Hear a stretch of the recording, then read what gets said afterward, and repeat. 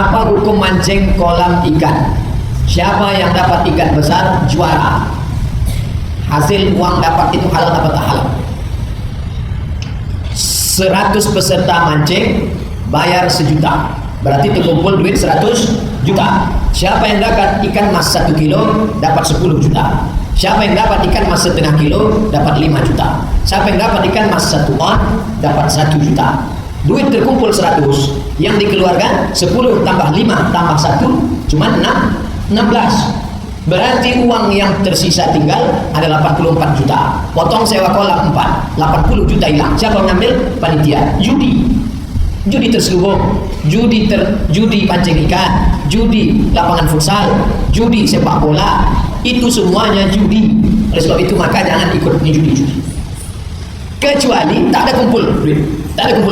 Kebetulan bapak ini punya kolam, lalu kemudian dipanggil anak-anak muda mau buat pengajian. Anak-anak muda yang ngaji, kami malas lah ngaji pak. Tapi sebelum mengaji kita mancing dulu. Ini kolamnya punya saya. Siapa yang dapat ikan besar, nanti saya kasih 100.000. Ikan kecil 50, ikan pantau 2.000 perak. Tak ada pengumpulan dana. Murni bapak tuh mau membagi, boleh. Tak judi. Kalau kumpul semua, itu judi. Duit yang semua berharap akan dapat itu dan duit dia hilang. Kalau yang kedua tadi tak ada yang hilang. Dapat alhamdulillah, tak dapat tak ada yang hilang. Tak judi. Saya seorang pelajar umur 16 tahun. Apakah saya berdosa bila melakukan masturbasi? Maka sepakat 4 mazhab, Hanafi, Maliki, Syafi'i, Hambali, haram hukumnya. Dalilnya, wa ma walladzina hum li furujihim hafizun. Sifat orang beriman menjaga kemaluan. Famani batawa wara'a dzalika, siapa yang mencari kenikmatan di balik itu, di balik nikah, faulaika humul adun, mereka melampau batas. Anak-anak muda umur 16 tahun, nafsu seksual bergelora, libido seksual tinggi. Nabi memberikan pesan, faman lam yastati, siapa yang belum menikah, fa alaihi bisawm, banyak-banyak puasa sunat. Insyaallah kalau kalian banyak puasa sunat, nafsu ada, tenaga tak ada. Menengok cewek-cewek cantik tak nampak lagi, dah mau mati aja dah. Bagus. Halalkah uang hasil jualan di warung tapi banyak yang main judi di sana? Ibu jual apa? Jual kacang goreng. Kacang goreng itu apa hukumnya? Halal. Maka orang yang membeli kacang itu yang dilihat benda yang dijual, bukan hasil orang yang membeli.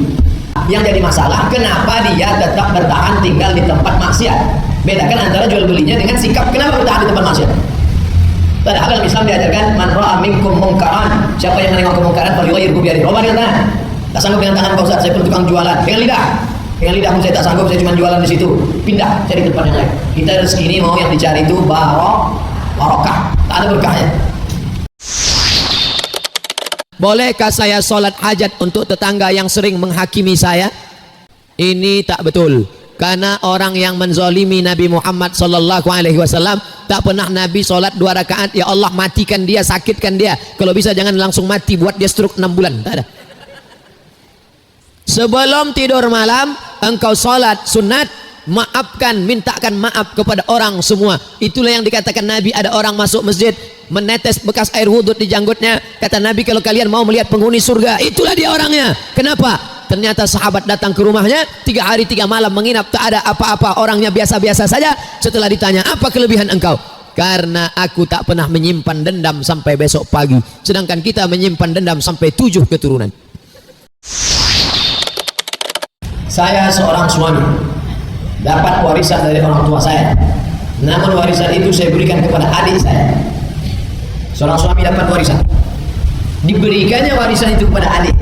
Oke, pertanyaannya, haruskah saya permisi minta restu istri saya atas harta yang saya berikan kepada adik saya itu?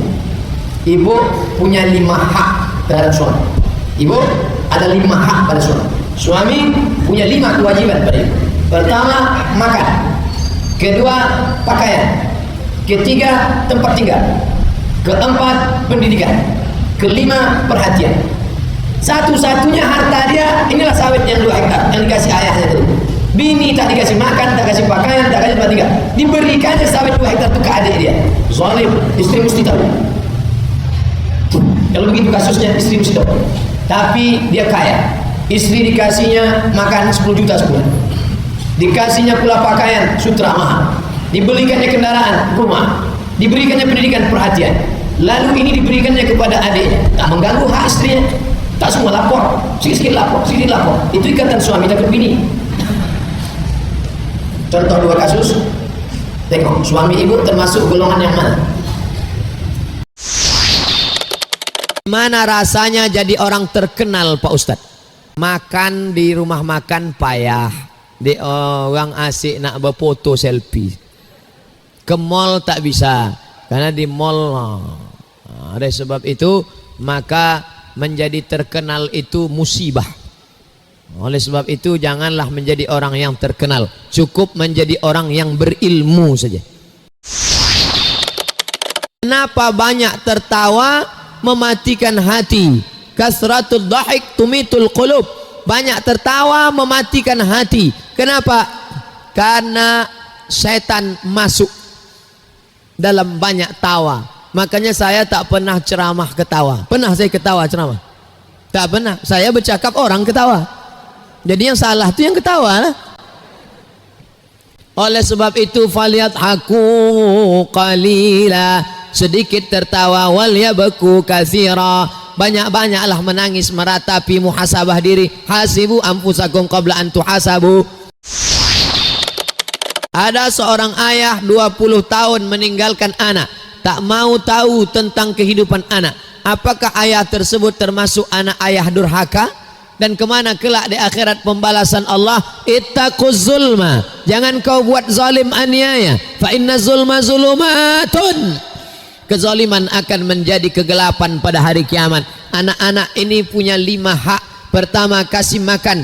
Kedua, kasih pakaian. Ketiga, kasih tempat tinggal. Keempat, kasih pendidikan. Kelima, kasih perhatian. Kau sudah lebih durhaka duluan pada anakmu sebelum dia durhaka padamu.